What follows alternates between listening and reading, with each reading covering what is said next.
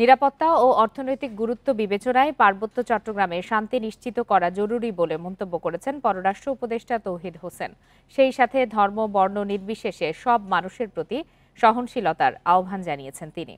বিকালে রাজধানীর foreign service একাডেমিতে আঞ্চলিক নিরাপত্তা ও পার্বত্য চট্টগ্রাম শান্তি চুক্তি 1997 একটি অসমাপ্ত শান্তি নির্মাণ মডেল শীর্ষক বইয়ের মোড়ক উন্মোচন অনুষ্ঠানে এসব কথা বলেন পররাষ্ট্র উপদেষ্টা।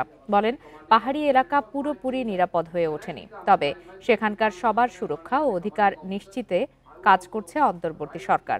তবে পাহাড়ের ছোট ছোট ঘটনাগুলো বড় সংকটের রূপ নেবে না বলে আশা প্রকাশ করেন তিনি। Now, this is the easiest way out. Those who have taken the easy way out of